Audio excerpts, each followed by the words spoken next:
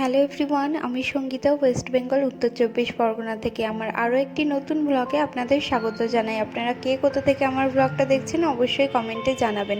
সবাই কেমন আছেন? আশা করি সবাই খুব ভালো আছেন, আর আমরাও বেশ ভালোই আছি। এখন সকাল থেকে আমি আমার ব্লগটা স্টার্ট করছি। সকালবেলাতেই আমাদের বাড়িতে দুধ দিয়ে যায়, আর এখন আমি দুধটা ভালোভাবে জাল দিয়ে নিচ্ছি, তারপরে আবার ঠান্ডা করতে দেবো, কেননা ও স্কুলে দুধ আর বিস্কুট খেয়ে যাবে। আর এখন আমি ওকে রেডি করে দিয়েছি, এবার বেরোবো, ওকে স্কুলে দিয়ে আসবো, তারপরে এসে বাড়ির রান্না বান্না সব কাজ করব। তো ওকে আমি স্কুলে দিয়ে বাড়ি চলে এসেছি। তো আগের দিন মা বাজার থেকে চ্যাং মাছ নিয়ে এসেছিল, সেই মাছগুলো হাঁড়ির মধ্যে জল দিয়ে রেখে দেওয়া ছিল, আর আজকে এই মাছগুলোকে রান্না করা হবে। সেজন্য মা প্রথমে ওইদিকে হাঁড়ি থেকে জলগুলো আগে ঝরিয়ে এনেছে, আর এখন সেই মাছগুলোকে বাড়ি মেরে নিচ্ছে, কেননা জ্যান্ত মাছ তো একদমই কাটা অসম্ভব। সেজন্য একটু বাড়ি মেরে নিলে তাড়াতাড়ি মাছগুলো কাটা হয়ে যাবে। এমনিতে এই মাছগুলো একদমই ধরা যায় না, প্রচণ্ড হাত স্লিপ করে। দেখো মা নিজেই ধরতে পারছে না, হাত স্লিপ করে বেরিয়ে যাচ্ছে। তো যাই হোক, আমি একদমই ধরতে পারবো না বলে মাকে বললাম যে তুমি আগে মাছগুলো বাড়ি মেরে দাও, তারপরে আমি কাটবো। আর এখন আমি মাছ কাটতে বসে গিয়েছি। বেশ কয়েকটা মাছ আমার কাটাও হয়ে গেছে। মাছ কাটা হয়ে গেলে ভালো করে ধুয়ে তারপর আমি রান্নাটা বসাবো। সকালবেলাটা খুবই চাপ পড়ে, যতক্ষণ না ওকে স্কুলে পৌঁছে দিয়ে আসছি ততক্ষণ শান্তি নেই। বিশেষ করে সকালবেলা ওকে ঘুম থেকে তুলে ব্রাশ করানো, ওকে খাওয়ানো, ওকে রেডি করে স্কুল অবধি পৌঁছে দিয়ে আসা, এই সময়টুকু যেন যুদ্ধ চলে। আর তারপর বাড়ি এসে আস্তে আস্তে আমি রান্নাটা করি, অতটাও চাপ থাকে না। আর রান্না শেষ হয়ে গেলে বাড়ির সমস্ত কাজবাজ সেরে আবার ওকে স্কুলে নিয়ে আসতে যাই। তো মাছগুলো আমার কাটা হয়ে গেছে, আর আমি এখন ভালোভাবে ধুয়েও নিলাম। জ্যান্ত মাছ খাওয়া শরীরের জন্য খুবই ভালো। মাকে দেখেছি যখন ছোটবেলায় শরীর খারাপ করতো তখন ওই জ্যান্ত মাছের ঝোল বানিয়ে দিত কাঁচকলা ডাঁটা আলু দিয়ে। কিন্তু বিশেষ করে আমি এই চ্যাং মাছ আর শোল মাছ, এই দুটো মাছ একদমই খাই না, তবে কি জোর করে ঝোল আর আলুটা আমাকে খাওয়াতো। ছোটবেলা থেকেই দেখেছি যতবার শরীর খারাপ হতো এই জ্যান্ত মাছের ঝোল হবেই হবে বাড়িতে। মাছ না খেলেও ছাড় নেই, ঝোল দিয়ে ভাত খেতেই হতো। তো খেয়ে নিতাম চুপচাপ, কি আর করবো বলো। তো এদিকে লবণ হলুদ মাখানো হয়ে গেছে, আর আমি কড়াইতে তেল গরম করতে দিয়েছিলাম। এখন মাছগুলোকে ছেড়ে দিচ্ছি, মাছগুলো ভাজা করে নেব। এ বাড়িতে এসে দেখেছি আমার শাশুড়ি মা যখনই বাজারে যায় আর জ্যান্ত মাছ দেখতে পেলে কিনে নিয়ে আসে বাড়ির জন্য। বাড়িতে রান্না করা হয় এই জ্যান্ত মাছ প্রায়। মা বলে নাকি এই মাছ না খেলেও এই মাছের ঝোলে নাকি উপকার রয়েছে অনেক। যাদের শরীরে রক্ত খুবই কম তাদের জন্য এই মাছের ঝোল বা এই মাছ খুবই উপকারী। এই মাছ খেলে নাকি অধিক পরিমাণ রক্তও হয় শুনেছি। তো এই মাছের ঝোল আমাদের বাড়িতে আমি বাদে বাড়ির আর সবাই খায়, আর ছেলেকেও আমি ছোটবেলা থেকে এই মাছের ঝোল খাওয়াই। আমার শাশুড়ি মা বলে নাকি বাচ্চাদের জন্য খুবই ভালো এই মাছটা। তো যাই হোক, আমি বেগুন আলু দিয়ে চ্যাং মাছের ঝোল বানাবো, সেজন্য আমি মশলা কষিয়ে তার মধ্যে সবজিগুলো দিয়ে ভালো করে কষিয়ে নিয়ে এখন আমি জল দিয়ে দিচ্ছি।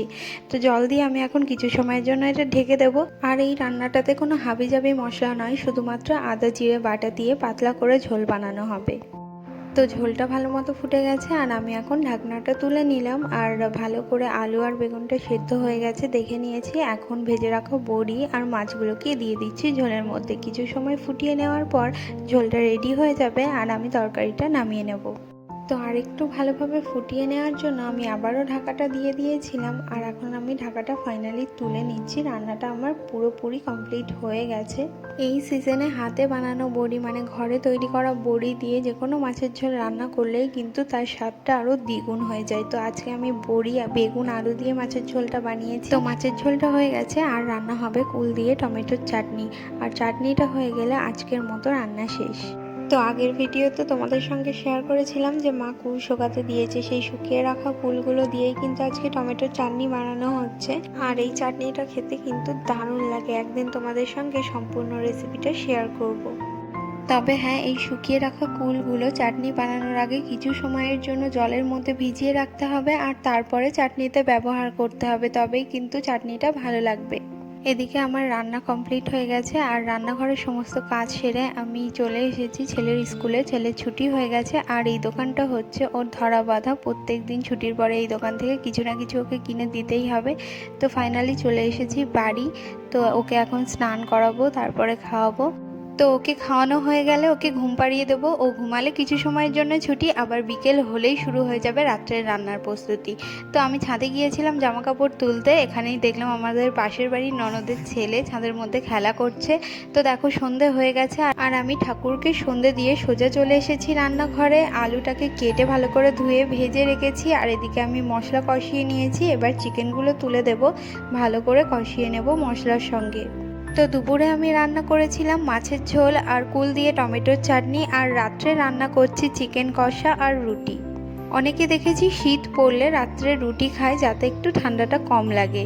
তো আমাদের বাড়িতে 12 মাসই রুটি হয়, শুধু শীতকাল বলে নয়, 12 মাসই আমাদেরকে রুটি করতে হয়। কেননা আমার শ্বশুরমশাইয়ের হাই প্রেশার, শাশুড়িমার সুগার রয়েছে, ওনারা একবেলা ভাত খান আর 2 বেলা রুটি খান, সেজন্য আমাদেরকে 12 মাসই রুটি করতে হয়। তো আজকে একটু বেশি করেই রুটি বানিয়েছি, সবাই আজকে রুটি খাবে।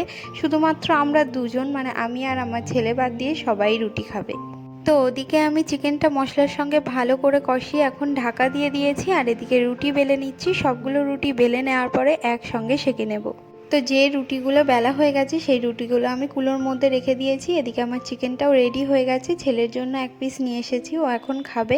তো আজকের ভিডিওটা এই পর্যন্তই। ভিডিওটা তোমাদের কেমন লাগলো অবশ্যই আমাকে কমেন্টে জানাতে ভুলো না। সবাই খুব ভালো থেকো, সুস্থ থেকো। টাটা সবাইকে।